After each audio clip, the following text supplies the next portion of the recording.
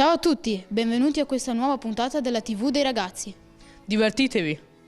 Ciao ragazzi, siamo Jacopo e Filippo e oggi qui con noi c'è Giuseppe Romeo che ci farà vedere un suo grande talento, creare gli origami. Con il termine origami si intende l'arte di piegare la carta. Giuseppe, da dove nasce la tua passione per gli origami? La mia passione inizia quando avevo 5 anni con le barchette. Da quando avevo 5 anni non ho più smesso, ogni giorno, ogni anno continuo a fare origami sempre. Abbiamo saputo che sei appena tornato da un congresso di origami. Vuoi condividere con noi le tue emozioni? E è stato bellissimo. Quando appena arrivato ho incontrato tutti i miei amici, anche adulti. Quest'anno poi, diversamente dagli altri anni, c'erano molti più ragazzi, quindi gli ultimi giorni ho giocato anche con loro, ho fatto amicizia. Quanto tempo dedichi a questo tuo hobby? E ci dedico moltissimo tempo, ore al giorno. Appena finito di mangiare, appena torno da scuola, inizio subito a prepararmi i fogli e fare gli origami. Hai altri hobby particolari? E non proprio particolari, disegnare è un mio hobby. Quando magari non ho voglia di fare origami o sono un po' annoiato, mi metto un po' a disegnare. Che cosa vorresti fare da grande? E l'origamista, cioè fare corsi di origami, e dimostrazioni, banchetti e venderli anche. Qual è stato il tuo primo origami? Il mio primo origami è stata la barchetta di carta, l'origami più classico, diciamo. Ci puoi far vedere qualche tuo origami? Certo.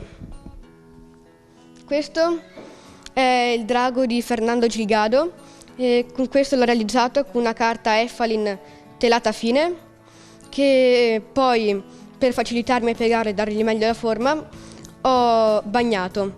Il foglio inizialmente era grande 70 cm, poi piegandolo si è ristretto molto.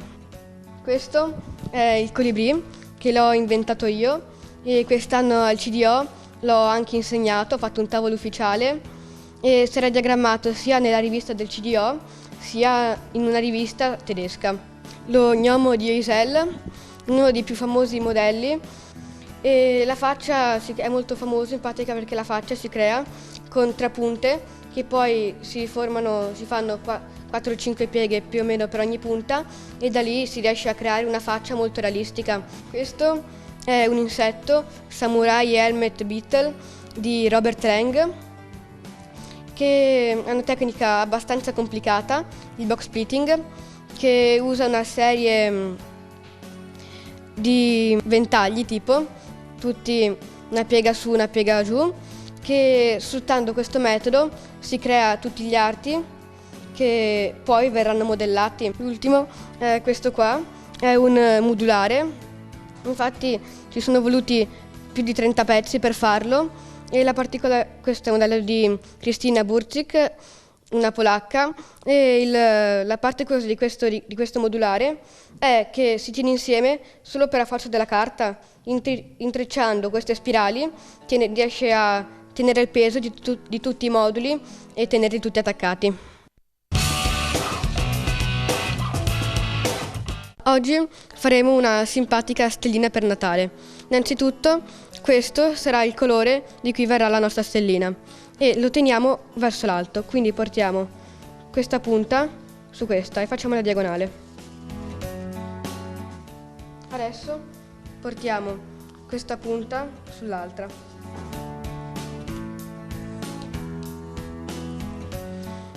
Adesso teniamo il nostro triangolo che è così, con le punte verso il basso, infiliamo un dito all'interno e schiacciamo in modo da portare quest'angolo su questo più in basso.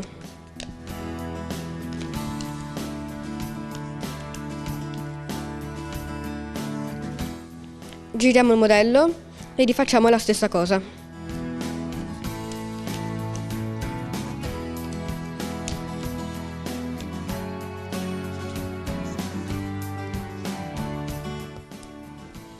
Perfetto.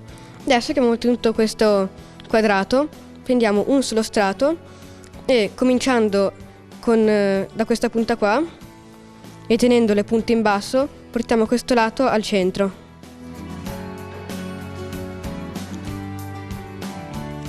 in questo modo qua.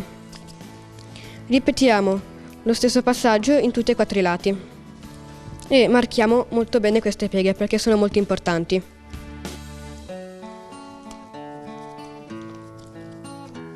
Adesso le riapriamo tutte e arriva uno dei passaggi leggermente più complessi, poi non è niente di che. Alziamo questo strato di carta e qui abbiamo delle pieghe che abbiamo fatto adesso. Le alziamo in questo modo.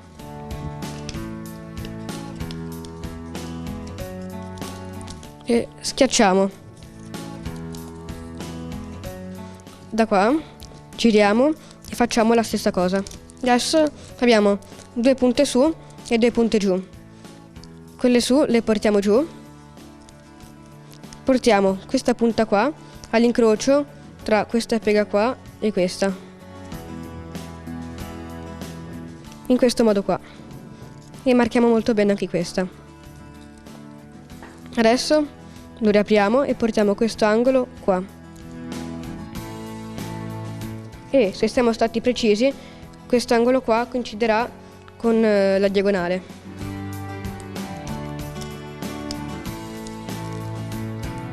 Quando siamo così, riapriamo, giriamo il foglio e facciamo la stessa cosa. Riapriamo e portiamo la stella con la punta verso l'alto e portiamo questo angolo seguendo la piega che abbiamo già fatto sulla piega diagonale che abbiamo. E stessa cosa per gli altri 4 lati. L'ultimo passaggio è spingere i 4 lati nel senso in cui stanno già andando. E quindi questa carta la schiacceremo in modo da farla diventare piatta. E la nostra stella è finita.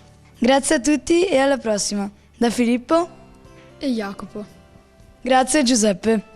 Oggi presentiamo il famoso libro La fabbrica di cioccolato di Roald Dahl attraverso una lettura animata a cura di alcuni ragazzi del laboratorio teatrale che ha sede presso la Fondazione Pirani Cremona con la regia di Valeria Parolin. Accompagneranno la lettura Matteo Zanchetta e Andrea Briani dell'Orchestra Giovanile Città di Bassano del Grappa, preparati dal maestro Francesco Faldani. Buon ascolto.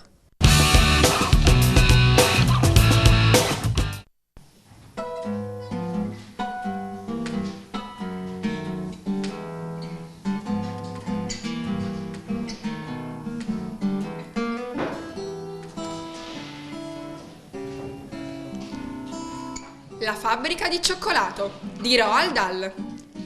Charlie viveva in una casetta piccola piccola, con mamma, papà, 2 nonni e 2 nonne, che stavano sempre al calduccio sotto le coperte, in un grande letto.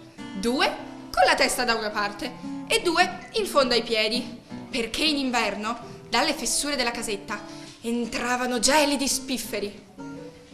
Cambiare casa era impossibile, troppo poveri.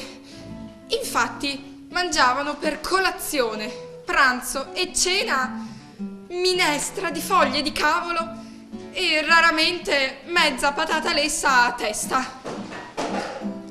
Solo al suo compleanno Charlie riceveva in regalo una tavoletta di cioccolato che spezzettava piano piano per farla durare più di un mese. Sapete qual era una vera tortura per Charlie? Davanti alla sua casa c'era un'enorme fabbrica di cioccolato, la più grande, la più famosa fabbrica di cioccolato del mondo, la fabbrica Wonka, di proprietà del signor Willy Wonka. Svizzero? No! Wonka!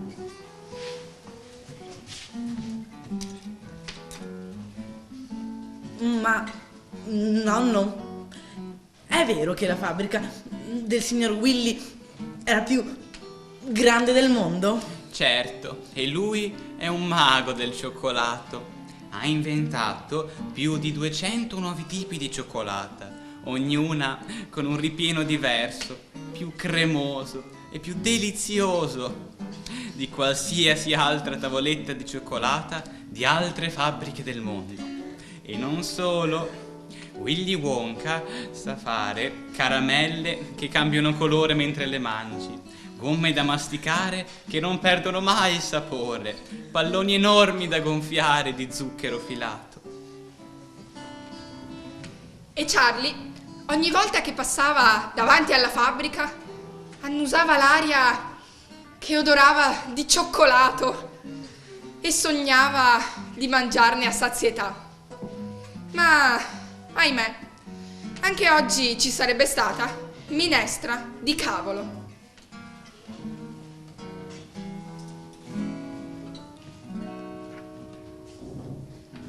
Ehi, guarda qua!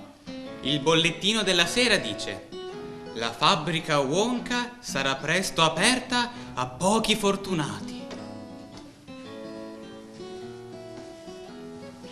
Io, Willy Wonka, ho deciso di permettere a 5 bambini, non più di 5, badate bene, di visitare quest'anno la mia fabbrica. I 5 fortunati saranno accompagnati nella visita da me personalmente e essi sarà concesso di vedere tutte le magie e i segreti della mia fabbrica. Alla fine della visita guidata sarà loro consegnata una scorta di cioccolato e di caramelle che durerà per tutta la vita. Perciò tenete gli occhi aperti per i biglietti d'oro. Ho fatto stampare 5 biglietti su carta d'oro e li ho nascosti in 5 comuni tavolette di cioccolato. I 5 fortunati che troveranno questi biglietti saranno i soli a cui sarà permesso di vedere la mia fabbrica. Buona fortuna!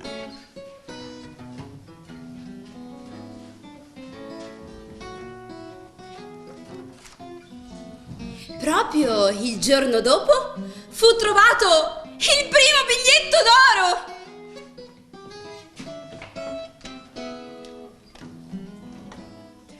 Ero sicura che Augustus, il mio bambino, avrebbe trovato un biglietto d'oro.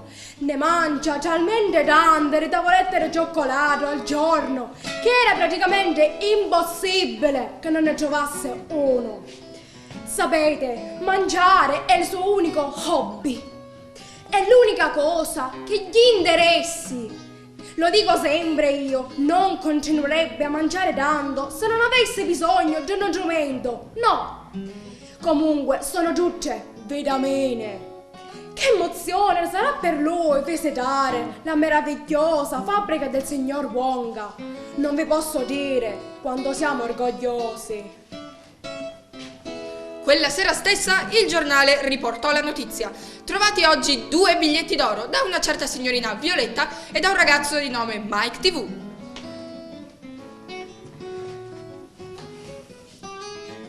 Salve ragazzi! Sono Violetta e mastico solo gomma.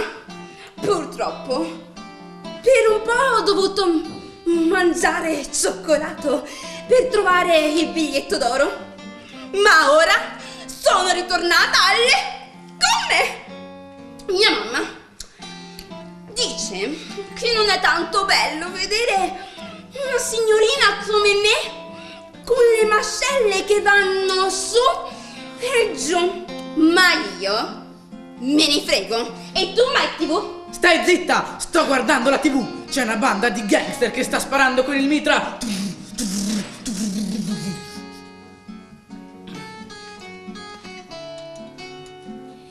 Charlie, tornato da scuola, trovò per terra una moneta da mezza sterlina.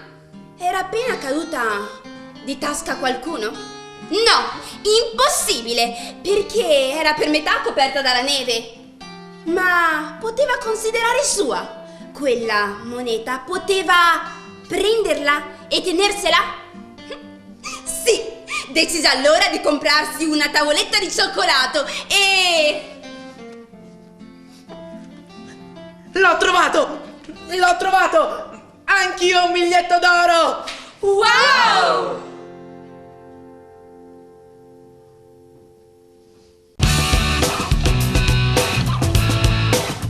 Ciao, oggi ci troviamo qui a San Giuseppio per visitare un luogo veramente bello, una pasticceria.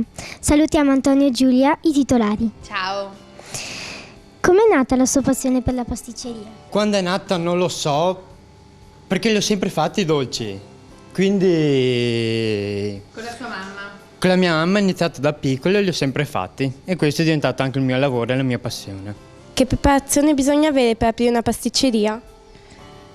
Bisogna studiare alla scuola alberghiera e bisogna fare tanti anni di esperienza, se no non si va da nessuna parte. È un lavoro impegnativo questo? Sì, è un lavoro tanto impegnativo, si lavorano tantissime ore al giorno e ci si alza anche tanto presto alla mattina. Hai mai preparato dolci e specialità di altri paesi?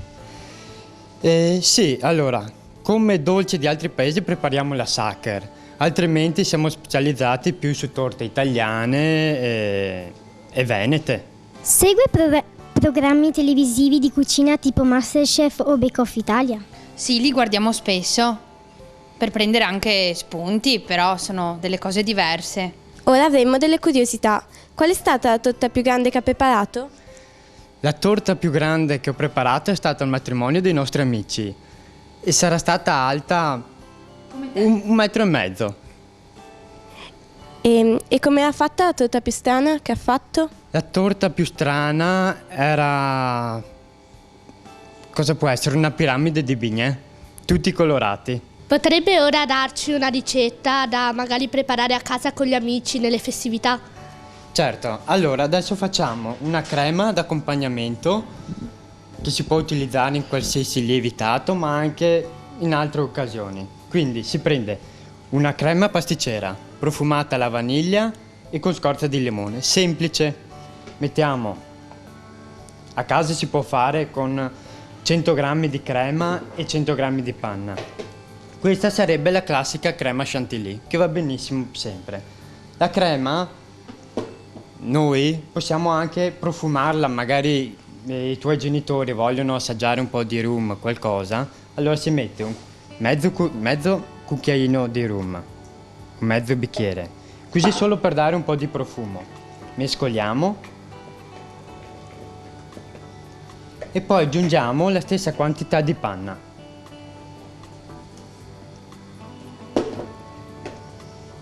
Delicatamente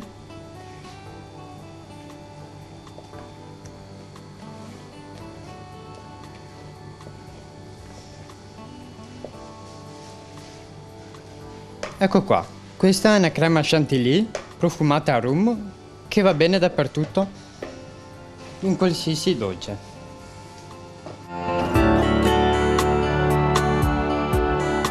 Abbiamo ancora un'ultima domanda. Che consiglio darebbe ai ragazzi che vogliono diventare pasticceri?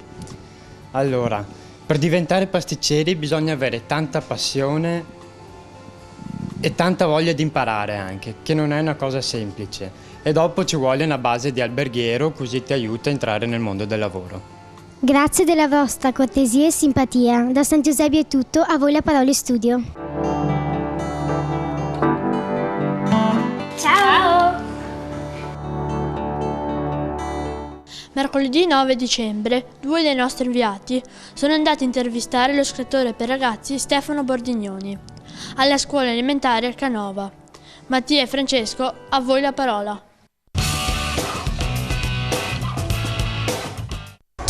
Ciao ragazzi, oggi siamo in compagnia di un importante autore per ragazzi, Stefano Bordignoni. Buongiorno, abbiamo letto che lei non è solo un autore ma insegna subacquea e fa il maestro in una scuola elementare di Forlì. Come si sentono i suoi alunni ad avere un personaggio così famoso e importante come insegnante? Per i miei ragazzi sono il maestro e basta, capito? Ero il maestro, anzi, perché sono in pensione adesso e comunque non sono mai stato lo scrittore, sono sempre stato il maestro. Una volta per far provare loro l'emozione di scrivere con uno scrittore ho dovuto invitare Angela Nanetti, una mia collega scrittrice, perché io li facevo scrivere tutti i giorni e quindi non ero emozionante come personaggio, capito? E niente, loro in un mio libro ho messo una scena di questo tipo, io dico loro: ma come siete fortunati che avete un maestro scrittore? E loro mi chiedono: ci porti fuori oggi nel giardino? E io rispondo no, e loro non siamo fortunati. Ecco, questo è il senso quello che voglio dire. Lei ha intrapreso una vita lavorativa completamente diversa da quella dei suoi genitori. Quali sono gli elementi che lo hanno portato a diventare insegnante e autore? Sono diventato insegnante perché avevo 2 soli esempi maschili quando ero bambino di fronte a me. Uno era mio padre che faceva il fattore e lavorava dall'alba al tramonto, e uno era il mio maestro che invece il pomeriggio aveva il tempo per fare una passeggiata al parco, leggere un libro, suonare l'organo in chiesa. E allora io ho detto faccio il maestro, e poi così è andata. Avevo 7 anni e insomma non mi sono mai pentito di questa scelta. E invece lo scrittore è capitato per caso, proprio perché faccio il maestro e i maestri raccontano. E una volta ho scritto una di queste storie e ho scoperto che mi divertiva a scrivere così come mi divertiva a raccontare.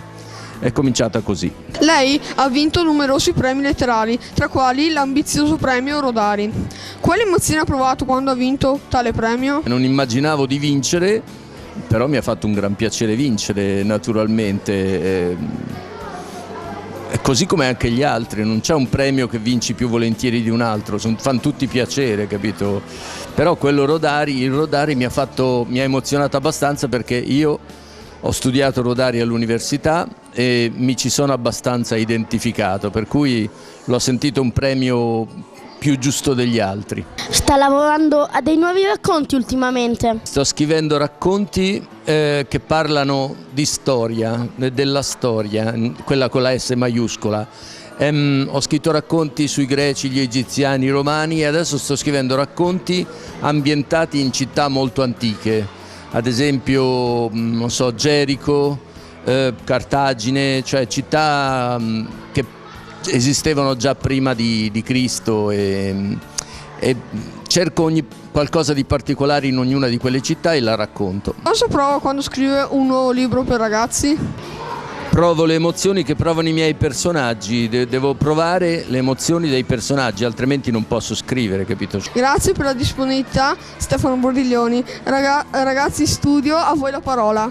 Cari ragazzi, se avete proposte, idee, curiosità o argomenti da approfondire, scriveteci all'indirizzo piranicremona@gmail.com. Vi diamo appuntamento le domeniche alle 14:30 sempre qui su Rete Veneta. Ciao!